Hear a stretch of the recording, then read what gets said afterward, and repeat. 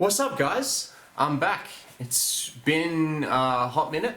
I was underestimating how much workload or how much time my uni workload was going to take up last semester and probably the subsequent semester.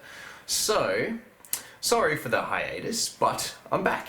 And we'll be back for the next couple weeks or so, and then probably going back into a hiatus while I finish off my last year of uni for my science degree. And then next year, my workload probably won't be as hectic, so I'll get into a more consistent upload schedule with my YouTube content. All right, guys. So today we're going to talk about sleep. And how to get a good night's sleep. That is going to be the main aspect of this video. So we're in the middle of winter in Adelaide at the moment, so we're experiencing like 14 hours of darkness or something like that due to our position on the globe. So at the moment I've been sleeping quite a lot, and that is just biologically baked into the seasonal changes from summer to winter. Obviously, if you get your light exposure correct, then you will increase the amount of sleep that you get over the course of winter compared to summer. And that's just seasonal changes. And that's just literally associated with how long the night is. So, how do we get a good night's sleep? It's probably the most fundamental thing is to understand the mechanisms behind sleep first. And then moving forward, you'll be able to adjust behaviors that impact sleep. So, to start with, I'm going to talk about autonomic arousal. So that is an aspect of our nervous system, and it governs, in simple terms, how alert we are or how calm we are. For the scientists out there, it's the sympathetic nervous system for alertness and parasympathetic nervous system for calmness. We need to first have a look at what happens when we wake up to understand why we go to sleep.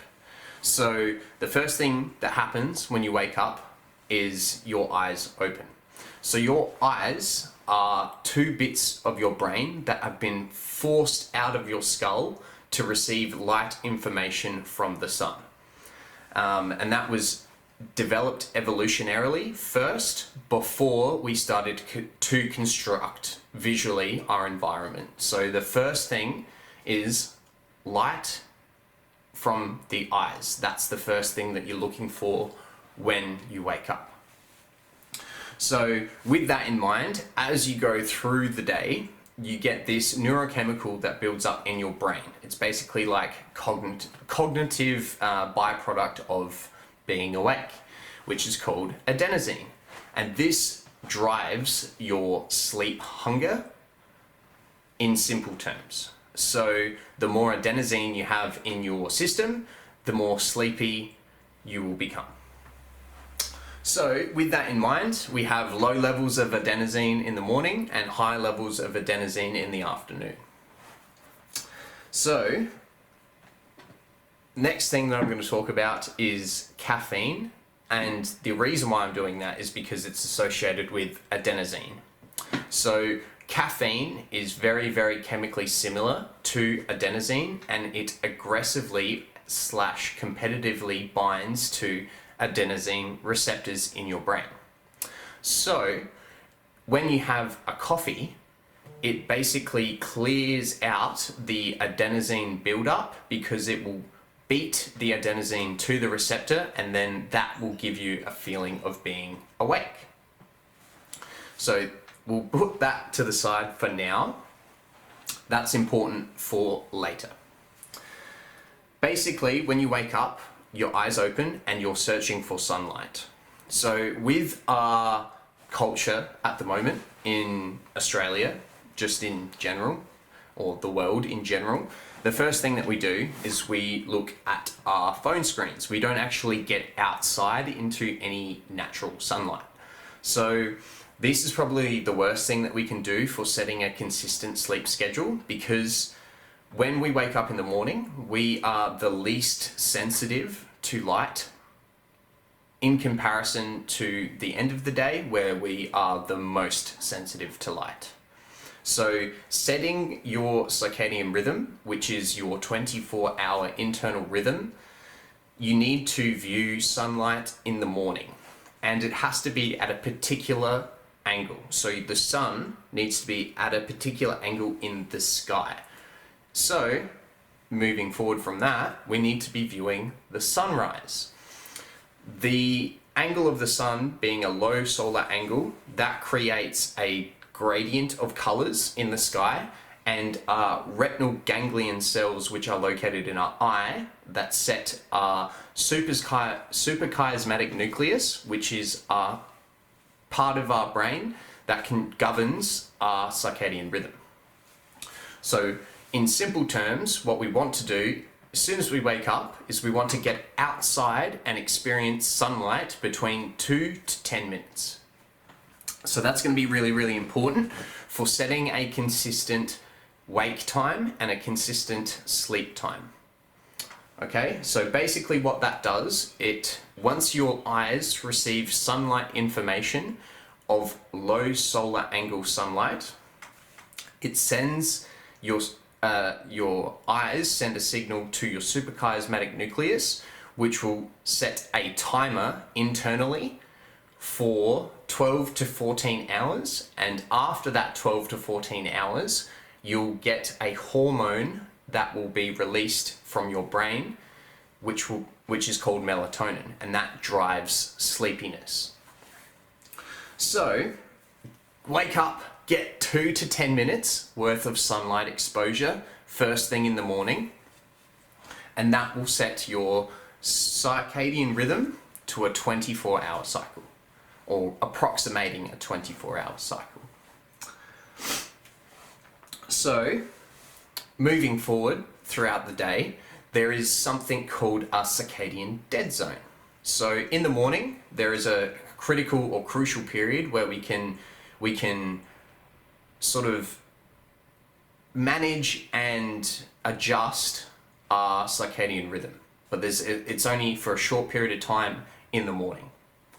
Moving forward in the afternoon, between sort of 10 a.m. to 4 p.m. roughly, at the middle of the day, where the sun would be located overhead. So that's called the circadian dead zone. So any light exposure in the circadian dead zone won't reset or adjust your circadian rhythm. So we've got the start of the day, view light 2 to 10 minutes. That will set our circadian rhythm for an early wake up, or at least a consistent wake up time.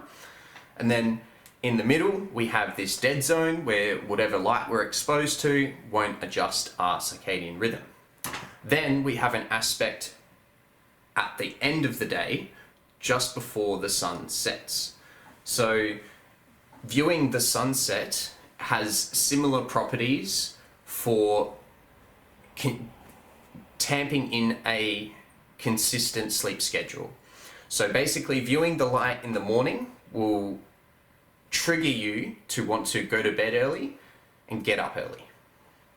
So that's a consistent wake time in the morning, and then viewing light as the sun sets basically makes you want to go to bed later and get up later, but the combination of the two cements in a sleep schedule with a start time and an end time, with I should say consistent start and end time with your desire to sleep.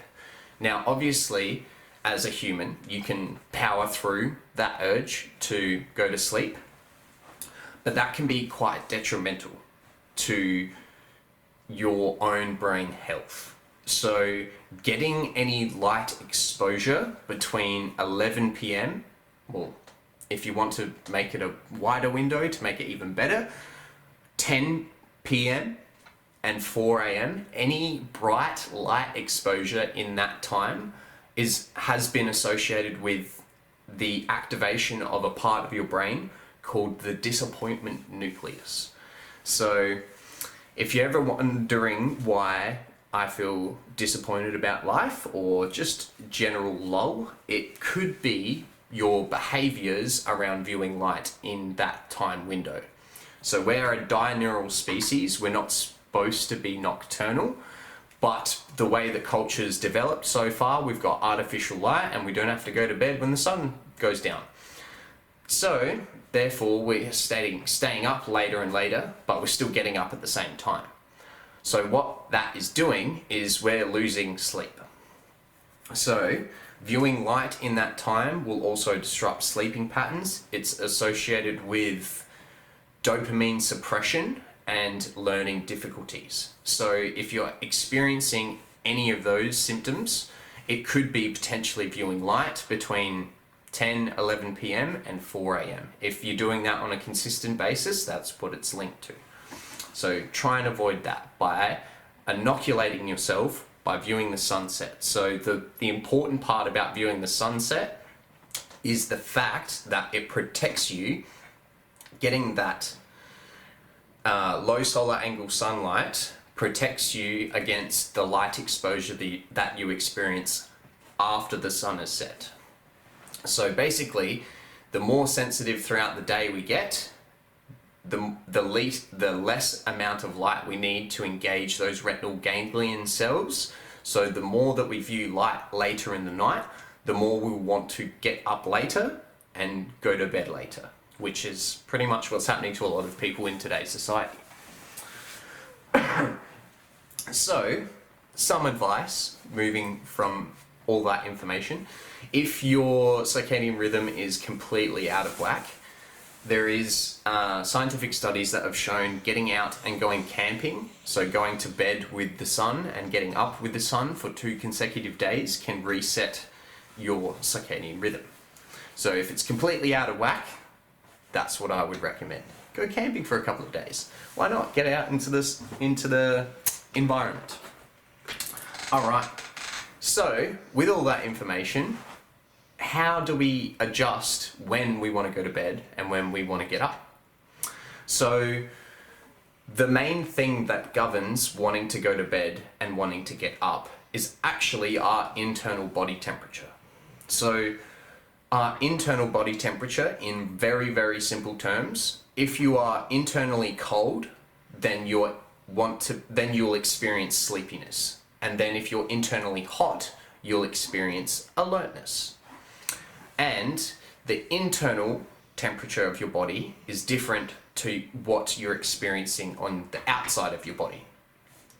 So there's a little bit of a paradox. So when you heat your body externally, what that does, it drives your internal temperature down to compensate, and then vice versa as well. So when you cool your body externally, internally your body heats up to compensate. Keep that in mind. We've got 2 tools around sleep that we can use to adjust when we want to go to bed and when we want to get up. And they are called phase advances and phase delays. The gate between a phase advance and a phase delay is your internal body temperature. So if you want to phase advance your sleep schedule, so you want to get up earlier and go to bed earlier, if you view light around your temperature minimum, 3 to 4 hours after your temperature minimum, then that will force you in the subsequent night to want to go to bed early and get up early. So there is the phase delay, on the other hand, where if you view light 3 to 5 hours before your temperature minimum, then that will phase delay you. So that will make you want to get up later and go to bed later. So how do we work out our temperature minimum? That's quite simple. So to work out your temperature minimum, you want to take the last 3 days and the get up times for the last 3 days, average that out. So for example, for me, I average my average get up time, English, my average get up time is around about 7:30.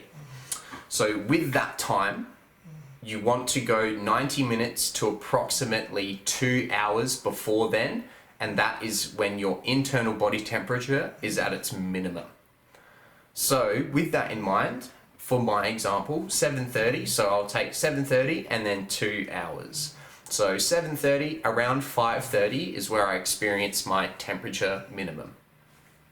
So if I was to view light after 5:30, that is going to phase advance, make me want to get up early and go to bed early. But if I was to view light 3 to 5 hours before 5:30, so if you think about it, if I was to experience light at 12:30 at night, that is going to phase delay me. So that's going to make me want to go to bed later and get up later. So that principle is key to keep in mind. So with temperature, you can affect temperature by heating and cooling externally. But there's the paradox that I mentioned earlier. So if you heat up externally, your body internally will cool. So if you view light to phase advance, to get up early, to go to bed early, you can do the same thing with your temperature, and that's going to have a profound effect.